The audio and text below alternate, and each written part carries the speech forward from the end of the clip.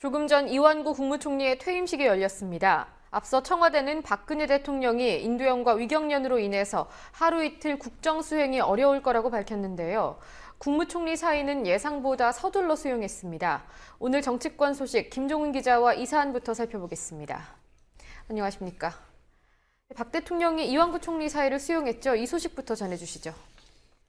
네, 오늘 오후 5시경 긴급하게 발표된 내용입니다. 이완구 총리의 퇴임식도 오후 6시 10분에 바로 이뤄졌습니다. 예정이 없던 퇴임 수용이었습니다. 애초에 박근혜 대통령이 10일간의 중남미 순방을 마치고 오늘 오전 귀국했습니다. 그런데 청와대의 공식 첫 발표가 박근혜 대통령이 아프다는 말이었습니다. 민경욱 청와대 대변인은 위경련과 인두염으로 하루 이틀 절대 안정이 필요하다며 건강 회복을 위해 안정이 필요하다고 브리핑했습니다. 오늘보다 하루 이틀 정도면 공교롭게도 재보궐선거 날과 좀 맞물리는군요. 네, 그렇습니다. 박근혜 대통령은 그간 국무회의나 수석보좌관 회의에서 대국민 사과성 발언을 해왔습니다. 이를 고려하면 4.29 재보선 이전엔 박근혜 대통령의 대국민 사과가 없을 것이라는 게 정치권의 일반적인 시각이었습니다.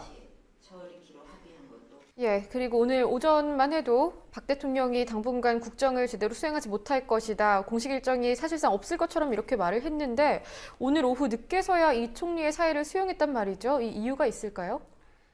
네, 새누리당 비박계 수뇌부와 여론의 압박이 생각보다 거셌습니다.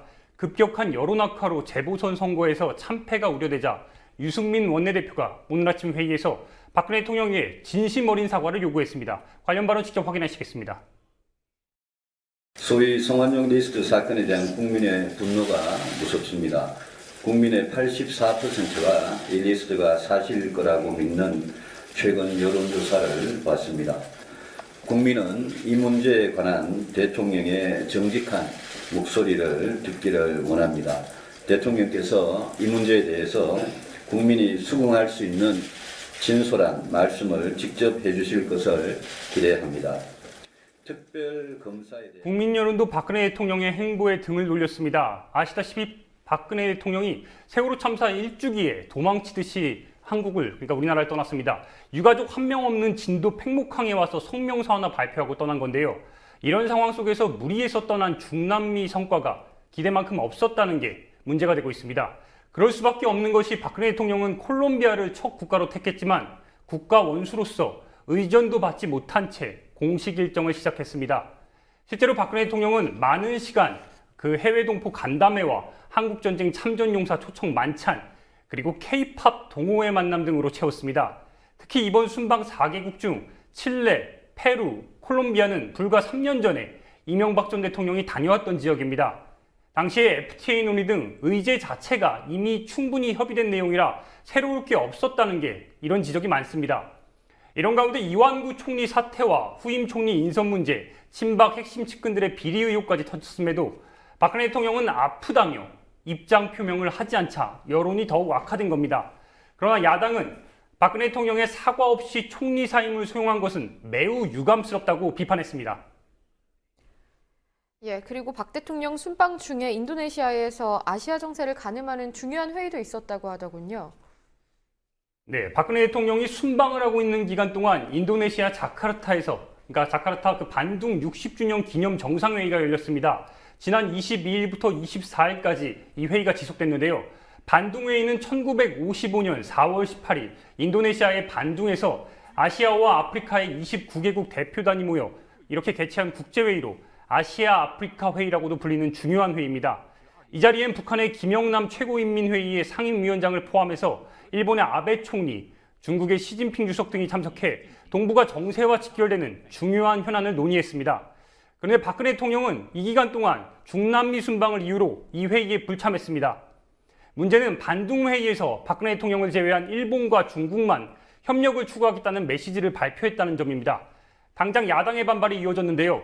추미애 새정치민주연합 최고위원은 오늘 아침 회의에서 중국과 일본이 인도네시아 반둥에서 새로운 접근을 시도할 때 박근혜 대통령은 어디로 간 것이냐고 강하게 박 대통령의 중남미 순방을 질타했습니다. 이번엔 성완종 리스트와 관련된 소식도 좀 짚어보도록 하겠습니다. 오늘 민주연합이 긴급의총을 열었다고 하죠? 네, 그렇습니다. 오늘 오후 새정치민주연합이 긴급의원총회를 열었습니다. 친박 권력형 비리게이트 진상규명과 수사를 촉구하는 자리였는데요. 결의대회식으로 진행된 오늘 긴급의총은 측근 비리에 대한 박근혜 대통령의 사과와 그리고 특검을 통한 진상규명을 요구했습니다. 관련 영상 직접 확인하시겠습니다. 도둑이 도리어 도둑 잡아라 외치고 있습니다. 불법 정치 자금과 불법 대선 자금은 자신들이 받았는데 자꾸 야당 틈만 하고 있습니다. 적반하장도 무분수입니다.